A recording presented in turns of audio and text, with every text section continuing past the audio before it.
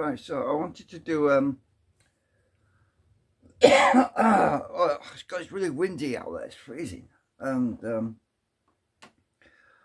so I didn't really film much. I did film a short clip of it of my drone yesterday indoors, and because it's very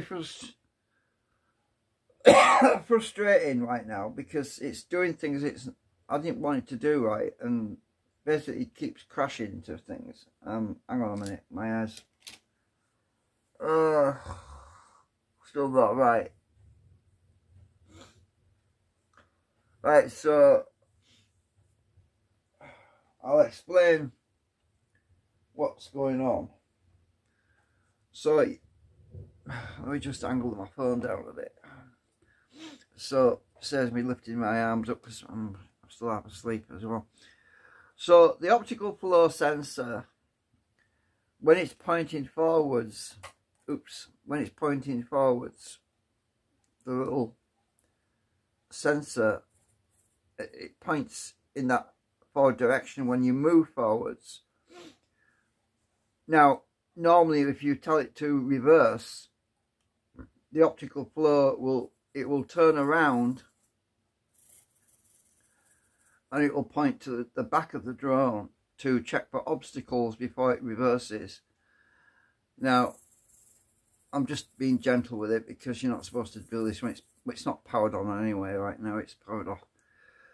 So, so what I did yesterday was I calibrated it.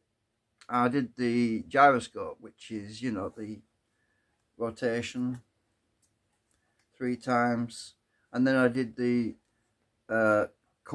gyroscope 3 times, so it beeps, and then I put this on the floor because the floor is perfectly flat. And then I did the gyroscope, right? So forgive me if I'm getting jumbled up here because I'm half asleep. But I wanted to do this video right now because I wanted to explain what happened.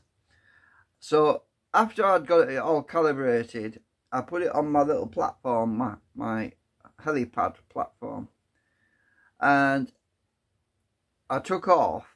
It took off to about, what, 3 feet up, and I brought it down, and I was trying to get it in a position where it would be not too high, not too low, because I don't want it to smash into my all my junk on the table. So, and I noticed it started to drift backwards slightly, like this. So I gave it a nudge on the joystick forwards. Right, forwards is when this little optical flow, this little obstacle avoidance sensor is pointing forwards. This did not move because it was pointed already forwards. But instead, what happened was it started to beep. It went beep, beep, beep, beep, beep, beep, which indicated that it detected an obstacle in front of in front of the drone, which was the curtain, which was about, what, 3 feet, 4 feet away. And instead of the optical avoidance turning around and facing the reverse to check to see what's behind it, what it did was it started to reverse while it was still pointing forwards. So it's backing out, and it backed into my Hoover, basically. So it backs into my Hoover. I've analysed the video, and what happened was that it just went, the propeller, this propeller, it's not damaged, by the way, it's alright. I've checked it for any chips and it's fine. But it backed into the Hoover, and it immediately just flipped it over like this and fell down onto the floor, right? No damage, obviously. Otherwise I've been making a video about the damage.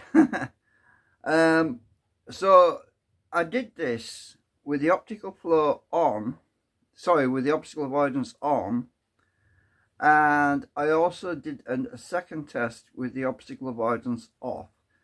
In both situations, I tried to move forwards with the joystick, and it started to drift backwards. It didn't respond, it didn't move forwards. So I don't know if there's a fault with the drone and it's not receiving commands, but remember, this is indoor mode. So I'm doing it on indoor mode, and it just got confused or something. The drone itself got confused, and instead of moving where I told it to move, which was forwards, it moved backwards. Whether or not it was just drifting backwards, I'm not sure, but when I push forwards on the joystick, right, it's supposed to tilt forwards like this to move forwards, right? But it didn't do that. When I pushed forwards on the joystick, it went like that. So it tilted backwards. So it was like it was receiving the opposite command. Well, it doesn't make sense to me, because it definitely went like that. It definitely tilted a little bit, you know, backwards, and that's where it went backwards. So I'm going to do some more testing with this. As I said, I did record some short clips, but I'll try and upload a clip of that, but it's very short. It's like 35 seconds long. I'll try and upload that video after this, so that this video will explain it. So I'll try and put a link from this video to that one to show you what happened. There's no point in putting both videos up, because they're only short like. It was just to basically show my friend on Discord what's going on with it.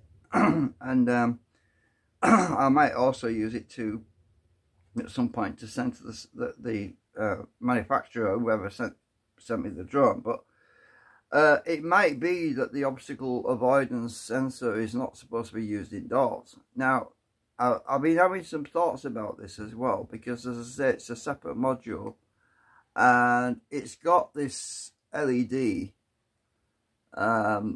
inside. I don't know if you can tell, but there's an LED. Let's see if I can shine the torch on it. There's a little round LED in there. Where am I? Right.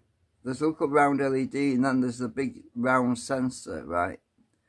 So I think it's an LED, or it's a laser, I'm not sure. I'll have to look inside and find out.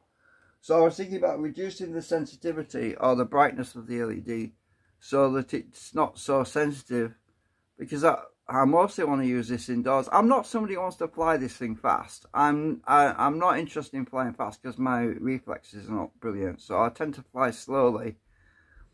Because so if I reduce the sensitivity of the LED, then that should give me the ability to fly indoors safely, whereas it will have a reduced range. Instead of 20 meters, it might be maybe a couple of meters. So I want to get the sensitivity down to about a couple of meters, so that I can fly indoors without it constantly detecting things and backing out and doing stupid things, right?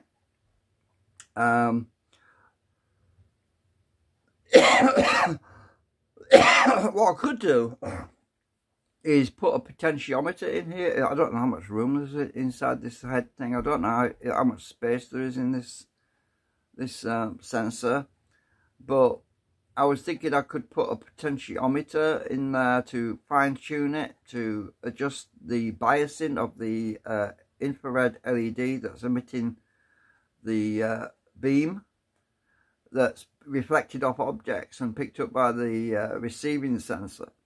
So if I could reduce that brightness of the LED, then it should be possible to fine-tune this so that it doesn't keep doing crazy things indoors. So I have seen some drones with obstacle avoidance that work quite happily indoors, whereas this one doesn't give you anything to adjust it. It doesn't make it possible for you to attenuate it for indoors and outdoor mode.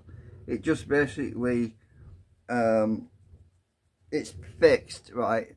Well, maybe I need to unfix it and make it, well, fix it in such a way that it can be flown indoors without constantly doing stupid actions, because the actions themselves are actually more detrimental to the drone in the way it is at the moment. So that's basically my that's another gripe, really, my unhappiness about the fact that this drone is a little bit too sensitive. obviously whoever designed this has designed it for a sporty person. So somebody that likes to fly the thing fast. I'm not a sporty person. I like to fly things slowly. Because let's face it, if you're taking videos and you're filming on your camera, you want to take nice steady shots. You don't want to be jerking around all over the place like, you know, crazy. You want to be able to fly and take some good pictures or videos.